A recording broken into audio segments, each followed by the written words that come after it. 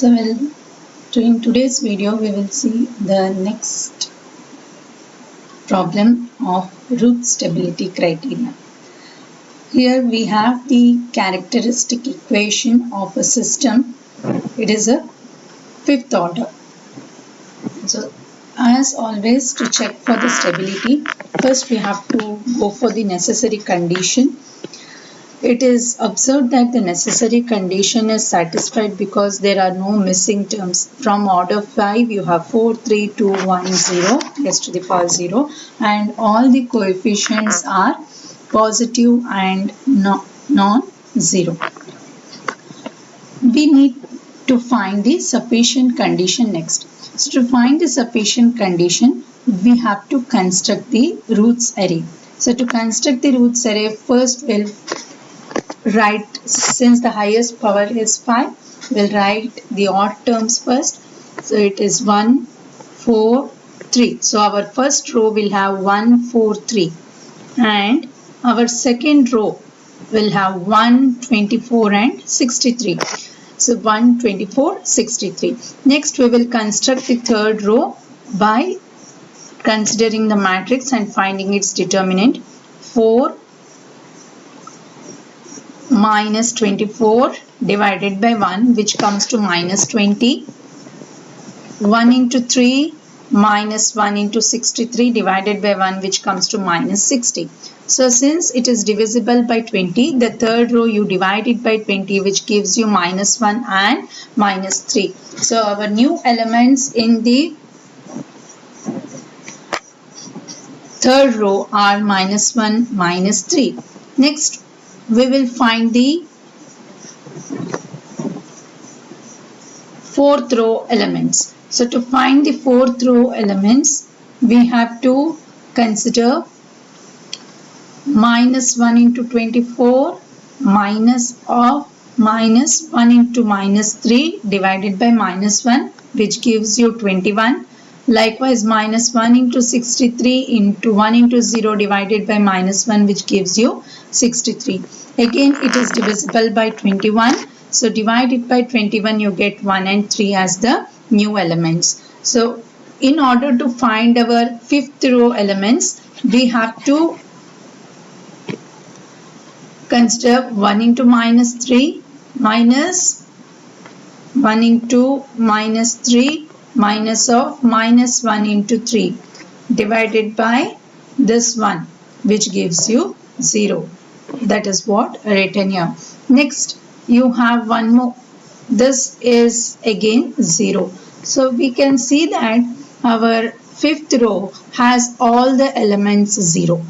So when we consider s to the power 0, we get 3 into 0 minus 1 into 0 divided by 0. Anything divided by 0 goes to infinity.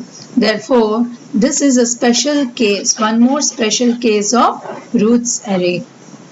So how are we going to find the stability of the system in this case?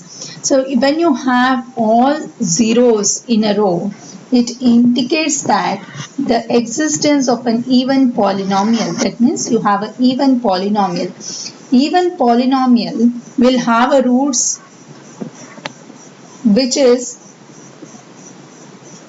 occurs in pairs. Occurs in pairs which are equal in magnitude and opposite in sign. That means your roots can be real. So positive and negative. Likewise, it can be complex.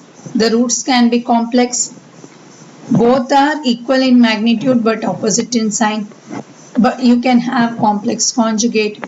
So complex conjugate like this. So if you have 0 in a row, all elements 0 in a row, it indicates that there is a existence of even polynomial.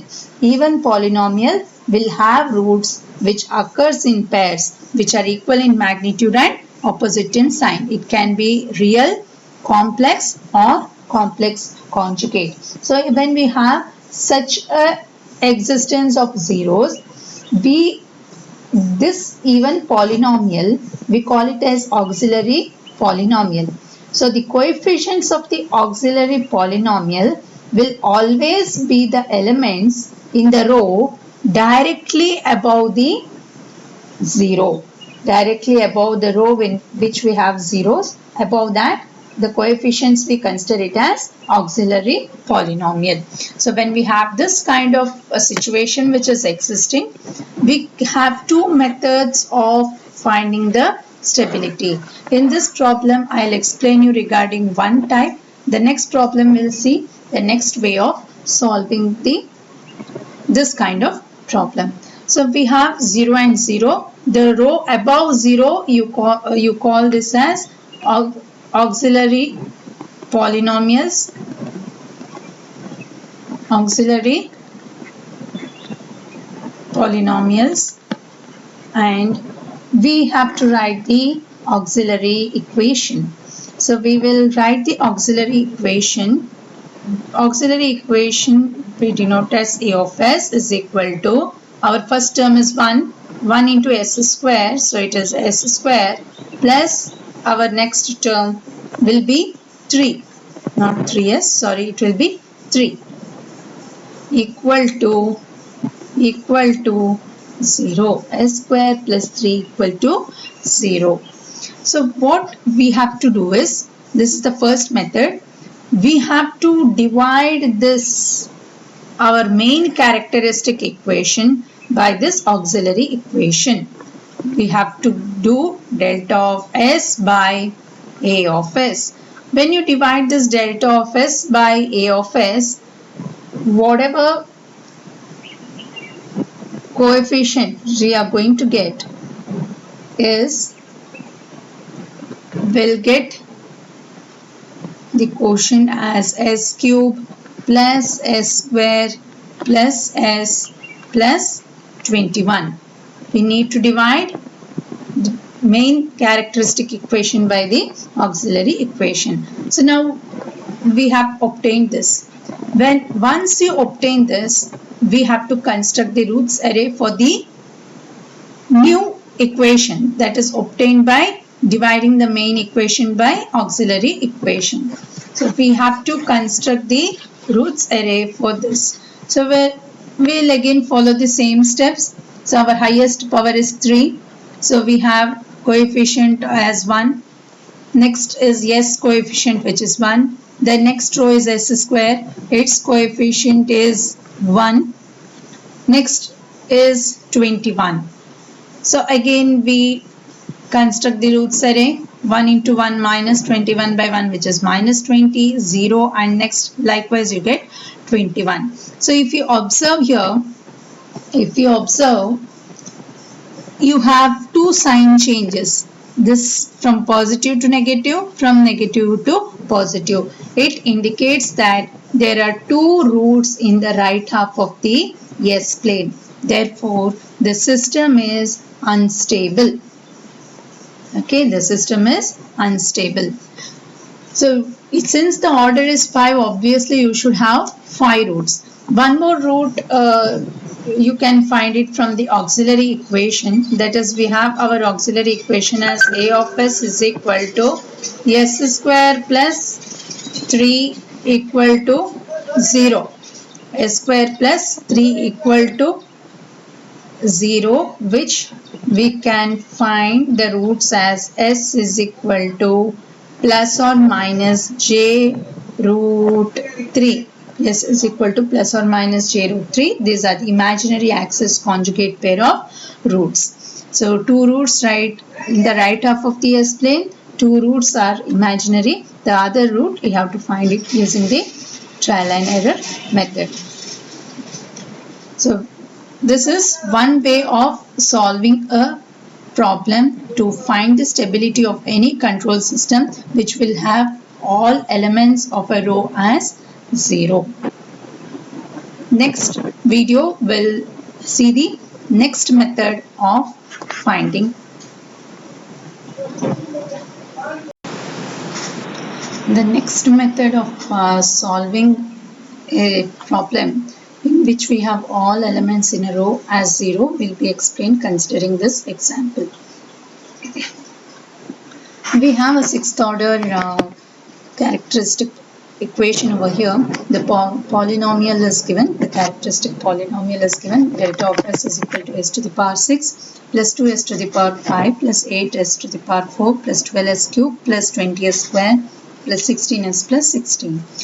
Now we will find the stability of the system. As you can see, there are no missing terms and all the coefficients are positive. We can construct the roots array to find the sufficient condition. So highest power of s is 6. So we have s to the power 6. The coefficients 1, 8, 20, 16. So we have first row as 1, 8, 20, 16. The next is s to the power 5, where our coefficients are 2, 12, 16. So we have 2, 12, 16. Since this 2, 12 and 16 are divisible by 2, we divide it by 2. So we have our new elements in the second row as 1, 6 and 8. So we'll find our third row elements, which we need to find 1 into 8 minus 1 into 6 divided by 1, which comes up to 2. Next 1 into 20 minus 1 into 8 divided by 1, which comes up to 12. Likewise, we get the other value as 16. So since again this is divisible by 2, we divide it by 2. So we have our third row elements again as 1, 6, 8. So it is clear that the second row element is also 1, 6, 8. The third row element is also 1, 6, 8. When you go to find the fourth row elements, you get 0 and 0. So again, this is a case of existence of even polynomials. So the roots can be either real, complex or complex conjugate, which occurs in pairs. So this is the second method which we are going to find. So first we will write the auxiliary equation. Auxiliary equation we will write it by considering the auxiliary polynomial, which is in the third row, which is just above the row which is having 0. So our auxiliary equation A of s will be s to the power 4 plus 6s square plus 8. So s to the power 4 plus 6s square plus 8. We need to differentiate this with respect to s. This is the second method of finding the stability if you have all rows as 0. Das by ds. You can use any method. So we have to differentiate this. On differentiating, we get 4s cube plus 12. 4s cube plus 12s. 4s cube plus 12s. We are going to get this. So we will write this coefficients in the place of 0 and 0. So you can observe here, in the place of 0 we have written it as 4 and 12.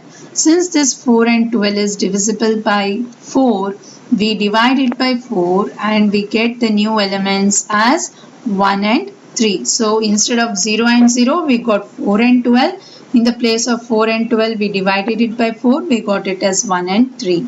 Next, we have to find the fifth row elements in the same manner. That is 1 into 6 minus 1 into 3 divided by 1. And 1 into 8 minus 1 into 0 divided by 1, which we get it as 3 and 8.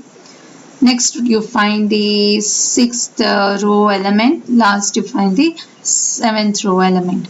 So like you follow it the same steps as you have done during the previous steps. Now you observe the first column. So if you observe the first column, there are no sign changes.